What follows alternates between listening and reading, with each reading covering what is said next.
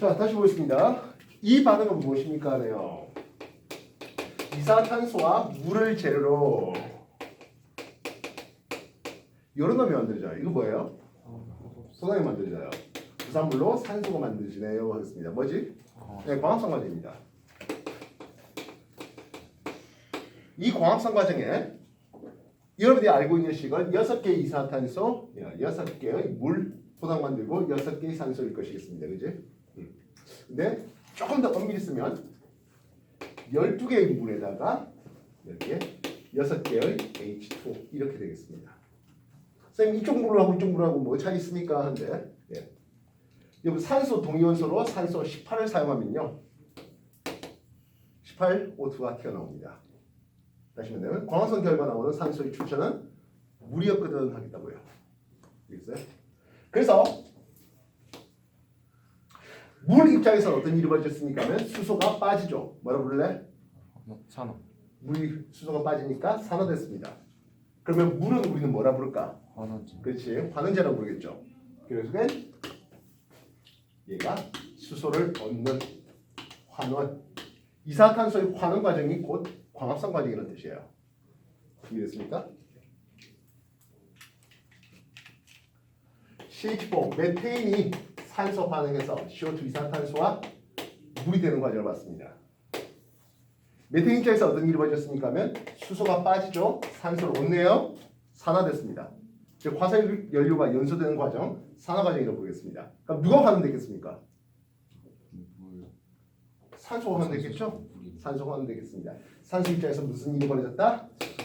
수소를 얻었다. 환원됐다. 이렇게 할 수 있다고요. 이해됐어요? 산소는 그럼 뭐라 부른다고요? 자기가 환원된다니까? 남을 산화시키는 산화제. 이렇게 쓸 수 있겠죠? 이해됐어요? 정리하십시오.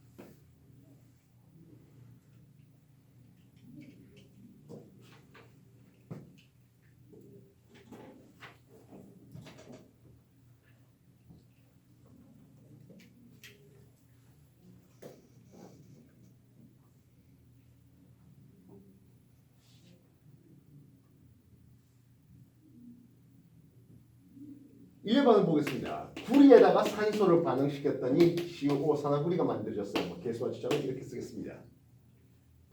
구리 입장에서는 어떤 일이 벌어졌습니까? 하면 당연히 산소를 얻었죠. 뭐라 부른다고? 산화됐다고요. 그러면 산소 입장에서는 환원됐어야 되겠죠. 그치? 산소 입장에서 환원돼야 되는데 산소가 산소를 뺏겠다 말래? 산소 수소를 얻었다. 수소 보기 싫었는데 그럼 얘는 어떻게 표현해야 되겠습니까? 근데 구리 2 플러스 이온과 산소 2 마이너스 이온의 형태가 되는 겁니다.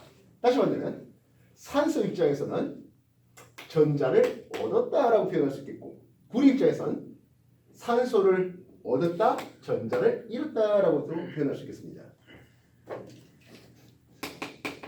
나트륨의 염소가스 하면 아주 빠르게 NaCl, 염화나트륨의 이온결합 물질을 만들어 냅니다. 나트륨 이온, 염화 음이온. 나트륨 입장에서는 전자를 뺏기고 비금속인 염소 입장에서는 전자를 얻는 과정이 벌어지네요. 전자 이동에 대해서 전자를 잃으면 산화, 전자를 얻으면 환원. 이렇게 산화환원 정의를 또 한 단계 더 확장하겠습니다. 정리해 주십시오.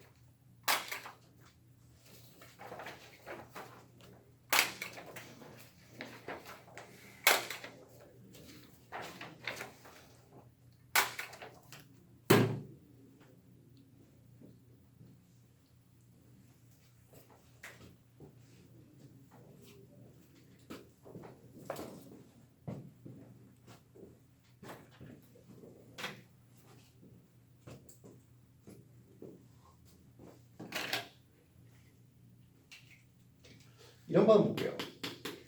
질소하고 수소가 반응해서 암모니아가 얻어지는 반응입니다. 많이 보던 반응이죠. 질소 입장에서 어떤 일이 벌어졌지? 수소를 얻었지. 뭐라 부른다고? 이거 반응됐다고요.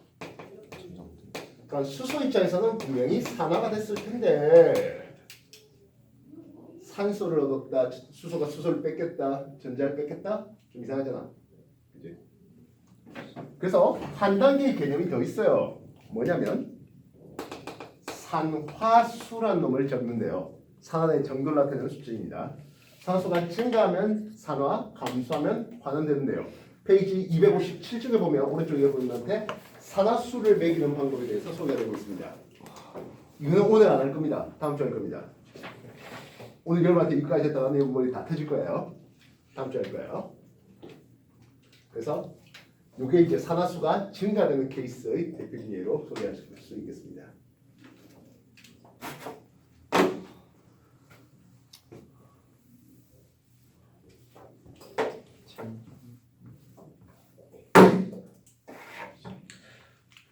그래서 여러분한테 이제 오늘 할 내용은 대략 고등학교 1학년 정도 수준, 다시 말하면 여러분들이 일반계 고등학교의 1학년 통합과학 정도 수준에서의 내용을 소개할 것이겠습니다. 원소가 크게 몇 종류 있지? 원소를 크게 나눈다면 두 종류로 나눌 수 있죠. 금속과 비금속으로 나눌 수 있습니다. 그래서 금속 대 금속의 산화환원 반응, 금속 대 비금속의 산화환원 반응, 비금속 대 비금속의 산화환원 반응 이렇게 한번 소개할게요. 누가 제일 간단할까요? 금속과 비금속의 반응이 가장 간단하죠. 왜냐하면 기본적으로 여러분들 원소의 주기적 성질할 때 주기표 왼쪽 아래로 내려갈수록 원자 반지가 커지고 이어지가 작아지고 전기음수가 작아지고 전자를 잘 잃어주겠대요. 금속성이 크대요. 전자를 잘 잃어주겠대요. 전자를 잘 잃어주는 거 산화하는 거. 금속은 기본적으로 산화되려고 합니다. 그렇다면 비금속은 오른 위쪽으로 갈 때 전기음수가 커지면서 전자를 좀 더 잘 당기겠다 하는 놈들이잖아요. 음영이 잘 되겠다는 게 비금속이에요. 그래서 전자를 당기겠다, 전자를 얻어먹겠다, 환되겠다. 전자를 내보내겠다는 거야. 전자를 받겠다는 놈들이 있으면 당연히 거래가 잘 일어나겠죠. 상환 반응이 기가 막히게 잘 일어날 거라고요. 즉, 좀 전에 여러분한테 얘기했던 나트륨에 염소 집어넣었더니 NaCl 염화나트륨이 만들어지는 과정. 금속의 양이온이 만들어지면서 전자를 잃는 금속의 산화와 비금속의 환원 과정 말입니다. 철에 산소를 반응시켜서 Fe2O3 산화철이 만들어지겠네요. 뭐 요거 두 개 쓰고 뭐 2분의 3 이 정도 쓸까요? 뭐 어디 됐습니까? 네. 그래서 금속의 산화, 비금속의 환원 매번 똑같은 패턴입니다. 뭐 어떤 금속이라도 비금속이라도 네 가지가 되겠어요. 참고로 철이 산화되는 과정에서 열이 방출되어 흡수해요. 이거 발열 반응이에요. 열이 방출돼요.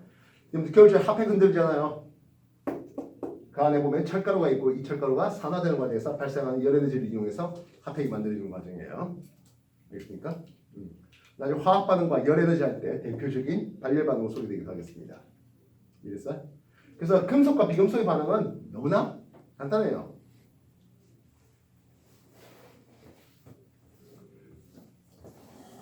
그럼 시험에서 가장 적극적으로 묻는 문제는 뭘까요? 금속 대 금속의 반응이에요. 금속이 주기표에서 왼쪽 아래로 내려갈수록 전자를 잘 잃어준다 했잖아요. 그지? 그래서 금속의 이온화 경향 이걸 소개하겠습니다. 참고로 이 이온화 경향은 어떤 문제에서도 이 이온화 경향을 처음부터 여러분한테 주는 경우는 없습니다. 외우고 있어야 됩니다. 알겠어요? 기본적으로 우리가 주기표에서 왼쪽 아래 내려서 반응성이 크다, 이온화 경향이 크다, 전자를 잘 잃는다라고 했는데 그 금속들의 이온화되는 순서를 기억해 놓으셔야 되겠습니다. 외워놓고 있어야 됩니다. 이건 반드시 외워야 됩니다. 안 외운 거 못 풉니다.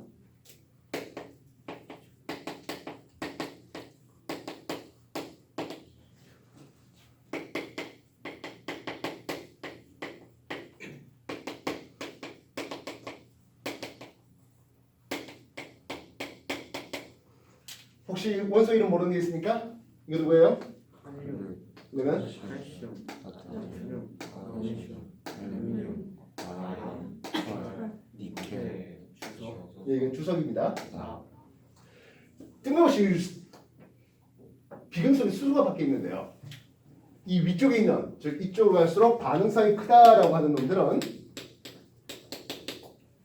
나트륨 정도는 그냥 맹물에만 넣어도 수소기체 피어오르죠. 나트륨을 물에다가 집어넣으면 NaOH 수소나트륨 되면서 수소기체가 피어올라요. 즉 나트륨이 뭐가 된 거야? 양이온됐죠. 나트륨 매우 빠르게 전자를 이어줘서 매우 빠르게 산화되는 과정이에요. 이해됐어? 그럼 그 전자 얻어먹은 놈은 누굽니까? 근데 수소가 얻어먹은 놈이에요. 나중에 수소의 산화수가 이제 감소했다 이렇게 표현할 수 있겠습니다. 그래서 나트륨 정도까지는 맹물에도 반응합니다. 찬물에도 반응합니다. 반면 납 정도까지는 염산에 반응합니다. 그렇다면 구리는 염산에 반응하지 않는다는 뜻이에요. 그래서 질산이라든지 이런 놈한테 이제 반응하는 놈이 여기 있습니다. 이래서 지우 루미니, HG 수은, AG AG는 은이에요. PT 백금이고 AU가 금이에요. 그래서 나트륨 양이온은 싸죠. 뭐 시중에 염화나트륨 소금 1kg짜리 사보면 나트륨 양이온이 한 400g 가까이 있어요. 1,000원씩은 돼요. 근데 그 나트륨 염화나트륨을 용융 전기분해서 금속 나트륨을 얻으면 한 200만 원, 300만 원 그 정도쯤 돼요. 다른 큰 금속들은 얘네들은 양이온이 싸요. 그렇다면 은의 시세는 금의 시세 약 20분의 1에 해당합니다. 금이 지금 흔히 한 돈이라고 불러주는 게 3.75g 정도 되는데요. 3.75g 한 돈에 지금 현재 한 30만 원 가까이 하거든요. 그러면 은의 시세는 그보다 얼마? 20분의 1 정도 돼요. 근데 이 은 1 플러스 이온이 훨씬 비싸요. 양이온이 되기 어려운 놈이니까 양이온 자체가 희귀한 거죠. 만들기 어려운 거예요. 그래서 은 이온은 질산 은 수용액 이 정도 뭐 해봐야 하면 한 20만 이상 됩니다. 그 안에 은 뭐 몇 개 들어있지도 않는데 뭔 말인지 알겠어? 정리해 주십시오. 외워주셔야 됩니다. 금속의 이온화 경향이고요.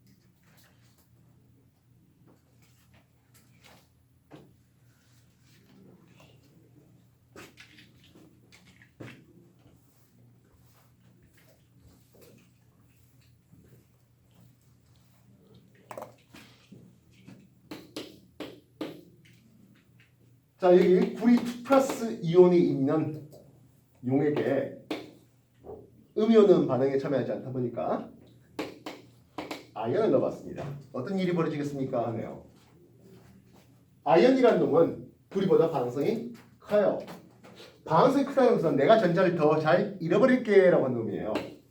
아연이 구리 2 플러스와 만나면 아연의 반응성이 크다 보니까 아연이 2 플러스가 되면서 즉 전자를 잃어주면서 구리가 석출되는 일이 벌어지네요.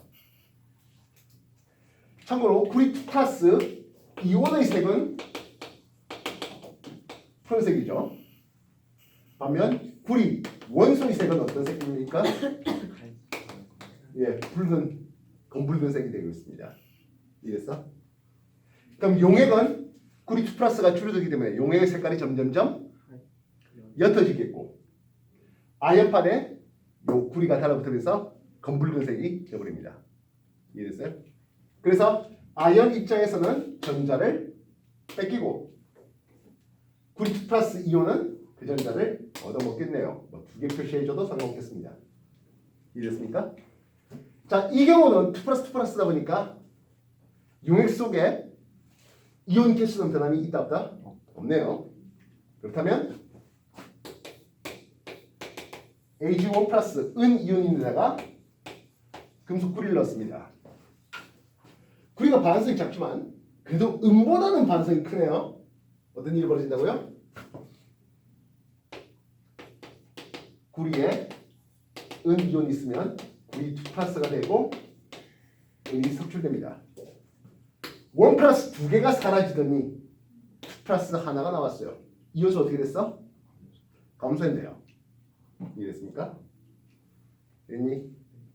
역시 마찬가지. 이 경우 그러면 어떻게 되겠습니까? 근데 구리, 검붉은 구리판에서 구리가 녹아 녹으면서 양이 됐잖아. 수용액이 점점점 파래지겠네요. 이해됐어요? 은은 요 구리판에 달라붙겠죠. 이랬어? 이쪽 은 도금이 됩니다. 이랬어요? 물론 좀 더 은 도금을 이쁘게 하려면 전압을 걸어 주어서 하면 전기 도금을 시키면 좀 더 이쁘게 됩니다. 근데 일단은 은이 달라붙는다 이렇게 여러분한테 가르쳤다고요. 반응성이 큰 금속은 양이 되려고 하고 반응성이 작은 금속의 양유는 그 전자를 얻어먹어서 금속으로 속출 환원되겠습니다. 이 패턴이에요. 이래서 정리해 주십시오.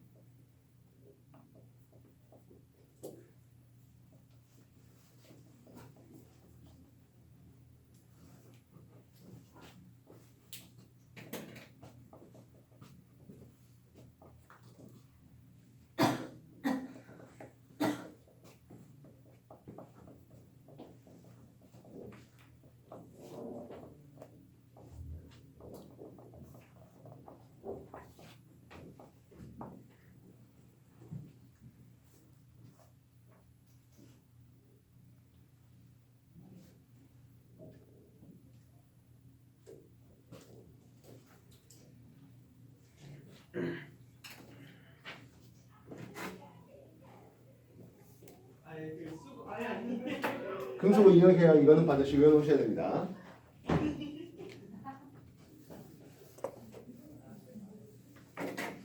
그럼 반대 경우 반응이 일어납니까 하는 거네요. 구리 2 플러스가 있는 데다가 은을 넣었어요. 구리가 속출되는 일이 발생할까요? 아니요.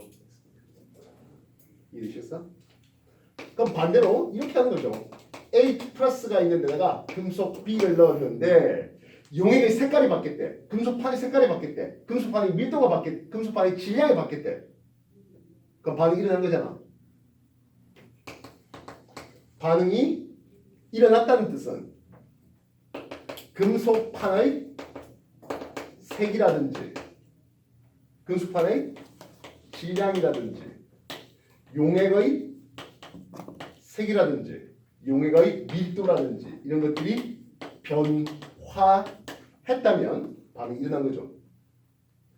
반응이 일어났다는 것은 A하고 B를 볼 때 반응성은 누가 더 큰 거야? 네, B의 반응성이 더 큰 거야 라고 할 수 있습니다. 이해되시겠어요? 이온수는 변할 수도 있고 안 변할 수도 있어요. 알겠습니까? 1 플러스 이온은 거의 은 1 플러스가 대부분을 차지합니다. 선생님 나트륨 1 플러스 칼륨 1 플러스잖아 하는데 얘네들은 맹물에도 반응해요. 그래서 다른 금속과 반응하기 전에 물하고 먼저 반응하기 때문에 나중에 용액의 그래서 이온계수세는 그런 양적 관계할 때 얘네들은 필요가 없습니다. 3 플러스는 거의 짤없이 알루민 3 플러스 정도 수준만 가르치겠네요. 그럼 2 플러스는 하겠습니다. 알루민보다 반응성이 좋은 놈이 마그네슘, 그렇지 못한 놈은 뭐 아이언 또는 구리 이런 놈들이 준비되겠네요. 1 플러스는 거의 은유 1 플러스만 소개됩니다. 3 플러스는 알루민 3 플러스만 소개됩니다. 2 플러스는 알루민보다 반응성이 더 큰 놈입니까? 작은 놈입니까? 정도 수준만 기억하시면 되겠네요. 이랬어? 정리하세요.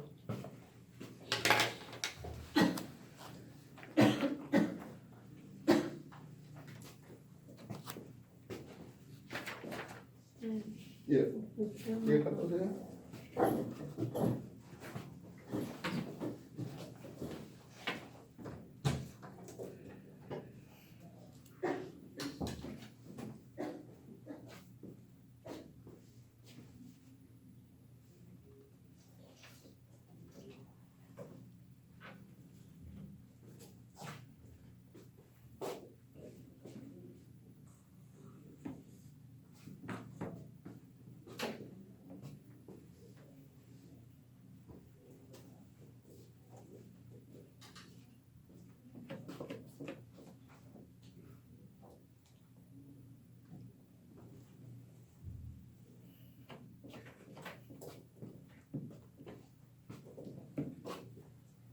여러분들 현대 문명에서 가장 중요한 금속은 뭘 것 같습니까?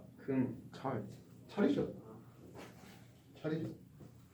건물 뼈대 만드는데도 자동차와 같은 외골경 만드는데도 다 철이 사용되고 있잖아요. 문제는 이 철이라는 놈이요. 꽤 반응성이 커요. 다시 말하면 쉽게 녹슬어요. 부식돼요. 철은 녹슬 때 산화철이 부피가 커지면서 또 다른 새로운 철의 단면을 노출합니다. 다시 말하면 녹슬면 그 녹이 떨어져 나가고 안쪽에 있는 철이 또 녹슬어요. 뭔 뜻인지 알겠어요? 그러다 보니까 점점점 얇아지겠네요. 철로 만든 대문이 점점 녹슬어갖고 얇아져서 구멍 나고 철로 만든 자동차가 구멍 나고 이런 일이 벌어지네요. 원해요? 그렇지 않죠. 그렇기 때문에 우리는 철의 부식을, 즉 철이 산화되는 걸 좀 막아줬으면 하겠습니다.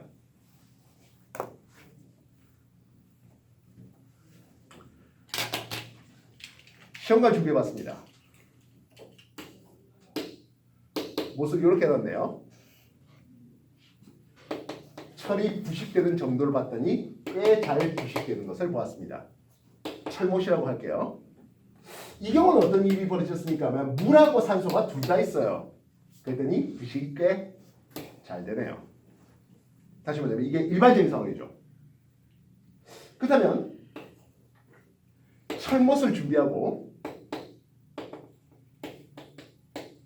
염화칼슘하고 물을 잘 흡수합니다. 이렇게 놓는다는 것은 물이 없네요. 산소만 있고요. 철이 조금만 녹슬어요.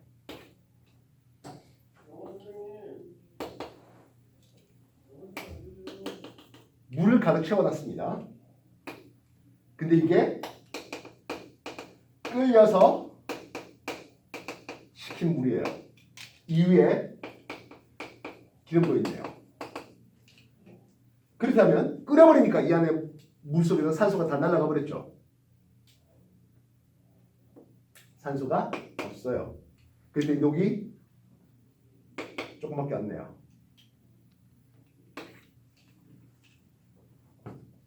있어요? 그 말은 무슨 말입니까 하면 철의 부식에는 물과 산소가 동시에 공급됐을 때 철의 부식이 잘 일어난다. 물과 산소의 접근이 차단되면 잘 안 일어난다 되겠습니다. 그럼 아예 식용유를 담아놨어요. 부식될까요? 안 일어나죠. 그러니까 이해되시겠습니까?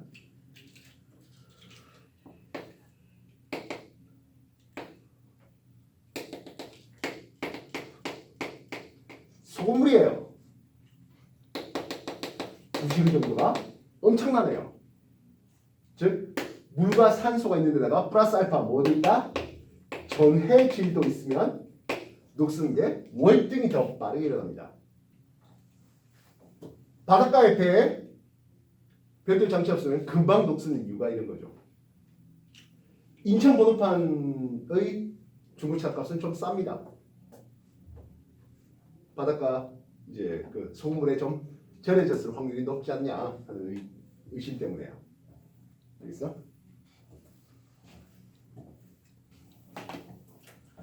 자, 그럼 여기 꽤 재밌는 걸 사용했습니다. 철이 있었어요. 쇠못이 있었어요. 이 쇠못에 마그네슘을 감아놨습니다. 그런데 녹이 안 쓸어요.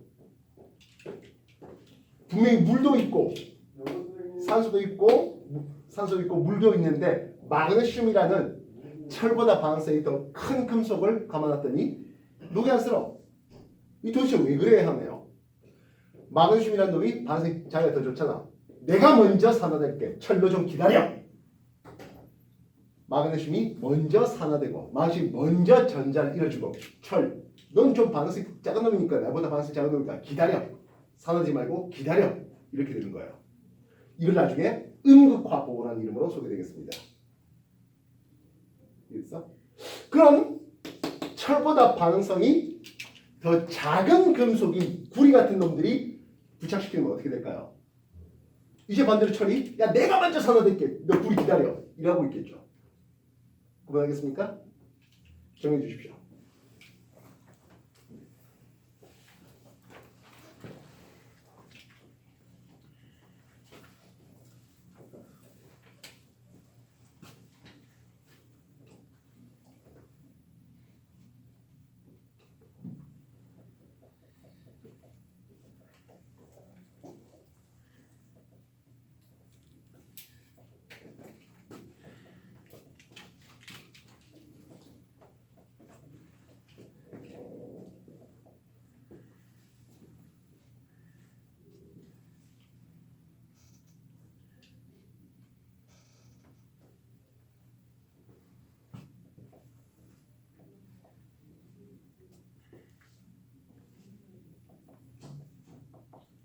우리 미스터 문 또 졸고 있다.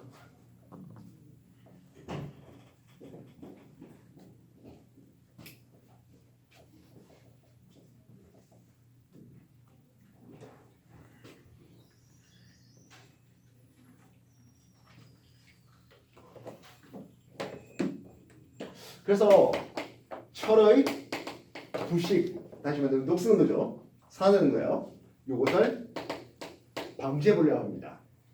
첫 번째 방법은 물과 산소의 접근을 차단시키는 방법이 있겠군요. 페인트 칠을 한다,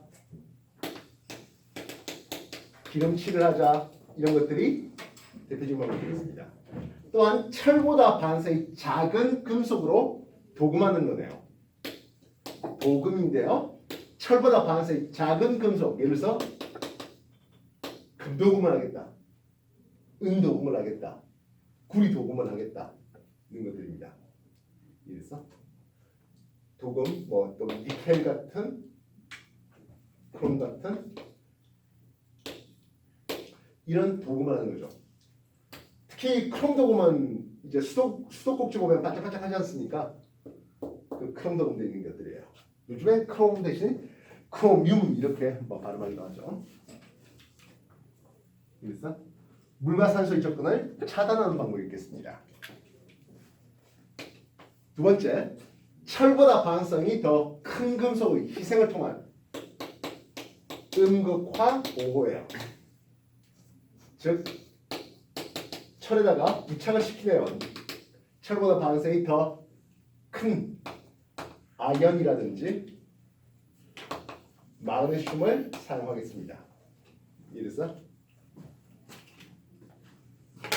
근데 여러분은 철보다 반응성 더 큰 금속들 보면 중간에 알루미늄이 껴 있어요.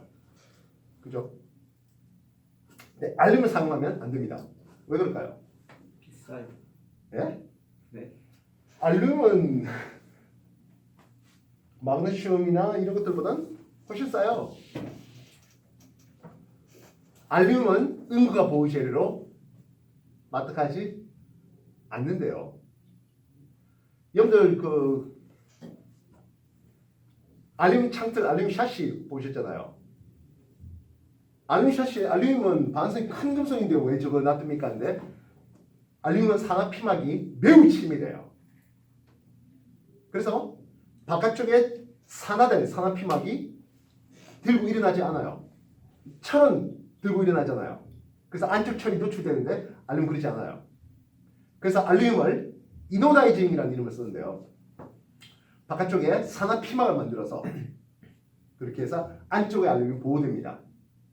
알루미늄 샤시를 사용할 수 있는 이유가 그런 거죠. 만약 철로 샤시를 만들면 그 철이 금방 녹슬어버릴 텐데 알루미늄 샤시는 그렇지 않은 이유가 알겠습니까?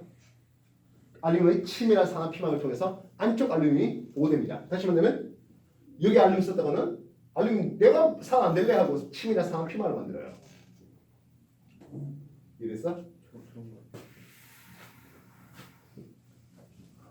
그래서 자전거 싼 거는 철로 만들잖아요. 조금 비싼 거는 알루미늄 만들어요. 녹 안 쓸어요. 물론 훨씬 비싼 것들은 뭐 타이타늄이라든지 카본 뭐 이런 것들 사용하는 것들이 없지 않아 있습니다. 그죠?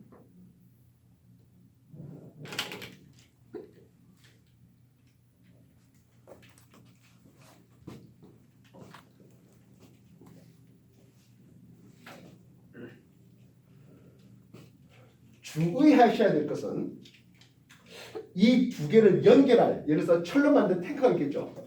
기름 탱크를 제안해 묻어놨습니다. 주의해야 될 것은 얘네들가 금방금방 산화되잖아요. 주기적으로 얘네들을 교체해줘야 되겠죠. 그리고 이 두 개를 연결하는 도선은 구리를 사용합니다. 구리는 철보다 방성이 작죠. 근데 만약 이 도선이 마그네슘 아이언 이런 걸로 했다면 얘가 먼저 끊어져요. 그래서 안 됩니다. 연결 도선은 철보다 방성이 더 작은 구리로 연결해 놓겠습니다. 그래서 외부에서 아이언 마그네슘 얘네들을 주기적으로 교체해 줘야 됩니다. 만약 교체 안 하면 이 철로 만든 탱크, 기름 탱크가 녹슬어 갖고 기름이 유출되겠죠. 이해했어? 용산 미군 기지 바닥 쪽에 그렇게 기름이 많이 유출되어 있다고 하는데 3번 철에다가 니켈, 크롬 등등등 섞어가지고 스테인리스 강을 만듭니다. 스테인리스 강으로 만들다 보니까 내 부식성이 증가된 거 플러스 알파 철은 물러요. 철사 아시죠? 철이 좀 강하게 만든 것은 금속 철 자체로는 좀 무르고 그게 탄소가 들어가서 탄소강 그렇게 돼서 강철이라 불러요. 강철이라는 것은 철만 돼 있는 건 아니에요. 탄소가 좀 들어가서 좀 단단해진다든지 아니면 이렇게 다른 금속을 집어넣는 과정에서 강도가 높아진 케이스예요. 스테인리스 강 알겠습니까? 그래서 철의 부식 방법은 이렇게 크게 세 가지를 소개할 수 있겠습니다.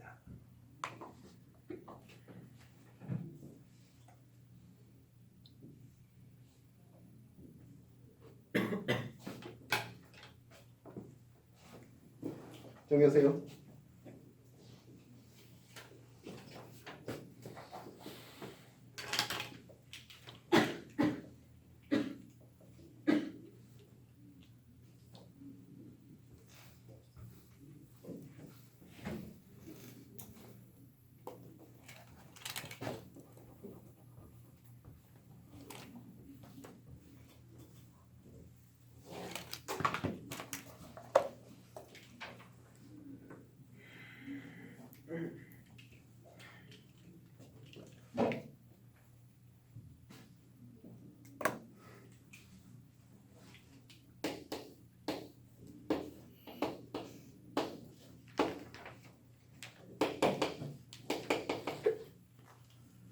철로 만든 제품이 있는데 그 위에 아연을 도금해 놓은 것과 주석을 도금해 놓은 게 있네요.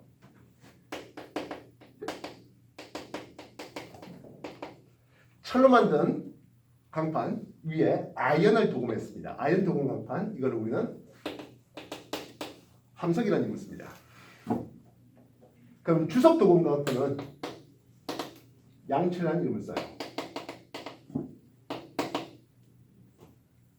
이 둘은 어떤 차이가 있습니까? 하네요. 어쨌든 철을 보호하는 건 똑같아요. 근데 함석으로 되어 있는 놈은 함석은 이게 끓여버려서 아연이 긁혀버려서 철이 노출되면 하겠습니다. 주변에 물이 들어오죠. 이때 아연이 야 내가 먼저 녹아 나갈게 하겠습니다. 무슨 일이 벌어진 거라고? 응거 보호가 작동한 거예요. 그래서 함석 아연 동광판은 이건 끓일 거를 고려한 곳에 사용하겠습니까? 고려하지 않는 곳에 사용하겠습니까? 고려한 곳이죠. 에어덕트라든지 이런 데가 사용하겠습니다. 알겠습니까? 처음부터 함석으로 자동차 외장을 아연으로 약간 도금해놨다면 먼저 아연 녹아 나가는 일이 벌어지겠네요. 처리 부식을 방지하겠네요. 이래서 그 다음에 주석 도금판은 어떻습니까? 하네요. 이제 끓였어. 물이 주변에 들어왔어. 그럼 어떻게 될까? 철이 먼저 녹아 나가요. 여기 철 2 플러스 이온의 맛은 피맛도입니다. 그럼 이 양철은 끓일 걸 고려한 쪽에 사용합니까? 고려하지 않는 쪽에 사용되겠습니까? 그렇죠. 그래서 이거는 주로 통조림 캔 이런 데서 사용됩니다. 통조림 캔이 만약 찌그러졌다. 그러면 철이 녹아 나올 확률이 좀 높습니다. 알겠어요? 그래서 찌그러진 통조림은 싸게 준다 하더라도 사지 말아야 되는 이유죠. 철 먹으면 안 돼요.